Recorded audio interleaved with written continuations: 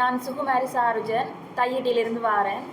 இப்போ என்னன்னு சொன்னால், அந்த எங்களோட உறவினர்கள் கூறின மாதிரி அந்த இடத்தில் எங்களோட காணிகள் சட்டவிரோதமாக பறிக்கப்பட்டு கையகப்படுத்தப்பட்டிருக்கிறது. அந்த அந்த விதத்தில் நாங்கள் 2021 அந்த கொரோனா காலப்பகுதியிலே அது அடிக்கல் நாட்டப்பட்டு யாருக்குமே தெரியாமல் அந்த கட்டுமான பணிகள் ஆரம்பித்த காலப்பகுதியில் நாங்கள் எங்களால் இயன்ற முயற்சிகள், அதாவது எந்த ஒரு ஆர்ப்பாட்டங்களோ போராட்டங்களோ இல்லாமல் இது ஒரு பெரிய பிரச்சனையாக ஆக்க விரும்பாமல் ஒரு சுமூகமான வழியில் எமது கிராம அலுவலர்கிட்டையோ அல்லது அந்த பிரதேச செயலர்கிட்டையோ ஊடாகவோ நாங்கள் இந்த பிரச்சனையை தீர்த்து கொள்ள முடியும் என்ற ஒரு நம்பிக்கையுடன் அவர்களை நாடி அந்த குறிப்பிட்ட தரப்பினருடன் பல பேச்சுவார்த்தைகளை நடத்தியிருந்தோம். அந்த பேச்சுவார்த்தைகள் அனைத்துமே இன்று தோல்வியில் தான் முடிந்திருந்தன. மற்றும் எம்மால் வழங்கப்பட்ட எந்த ஒரு கடிதங்களுக்கு பதில் கடிதங்கள் வழங்கப்படவில்லை. எந்த ஒரு கோரிக்கைகளுக்கும் எந்த ஒரு நடவடிக்கைகளும் சம்பந்தப்பட்ட தரப்புகளால் எடுக்கப்படவில்லை. பிரதேச செயலகத்தில் அந்த சம்பந்தப்பட்ட இராணுவ அதிகாரிகளுடனும் பௌத்த பிக்குகளுடனும் அரசு தரப்பு அதிகாரிகளுடனும் அந்த பாதிக்கப்பட்ட மக்களுக்கும் இடையிலான நடந்த பேச்சுவார்த்தைகளில் கூட இராணுவத்தினர் அந்த இடத்தில் கூட ஒரு சர்வாதிகாரமான பதிலைத்தான் அந்த பிரதேச செயலருக்கு கூட வழங்கி இருந்தார்கள்.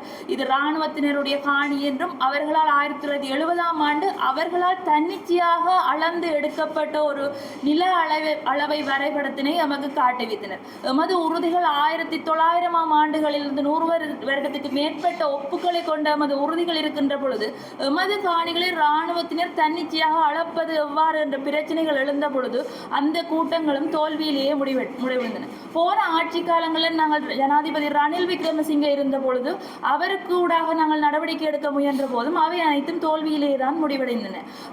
ஜனாதிபதி ரணில் விக்ரமசிங்கருடைய ஜனாதிபதி செயலகத்தின் ஊடாக வந்த கடிதங்களை கூட மக்களை அழைத்து சென்று அவர்களது காணிகளை அளவீடு செய்து அந்த காணிகளை விடுவிக்க வேண்டும் என்று சொல்லி ஜனாதிபதி செயலகத்தால் வழங்கப்பட்ட கடிதத்தை கூட ஒரு துச்சமாக மதித்து அந்த விகாராதிபதியும் அங்கு பொறுப்பான இராணுவ கட்டளை தளபதிகளும் எங்களை உள்ளே அனுமதிக்காத அந்த பிரதேச செயலரையும் அவமதித்து வெளியே அனுப்பிய சம்பவங்களாக நடந்தன.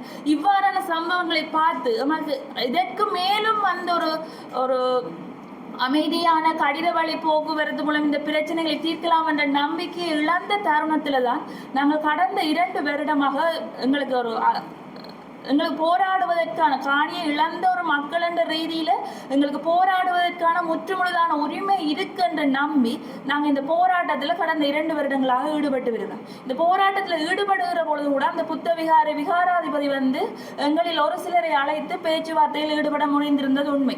அந்த பேச்சுவார்த்தையில் கூட நாங்கள் வைத்திருந்த கோரிக்கை முதற்கட்டமாக பகுதி அளவில் அந்த ஒரு விகாரைக்கு 140 பரப்பு காணி என்றது தேவையில்லை. இப்போ பகுதி அளவில் மிகுதி காணிகளை விடுவிக்க சொல்லி நாங்கள் கோரிக்கைகளை வைத்திருந்த பொழுதும் அவர்களால் அதற்கு கூட விருப்பம் இல்லாமல் ஒரு பாரிய ஒரு பேராவா தன்மையில தான் இந்த காணிகள் சுவீகரிக்கப்பட்டிருந்தன.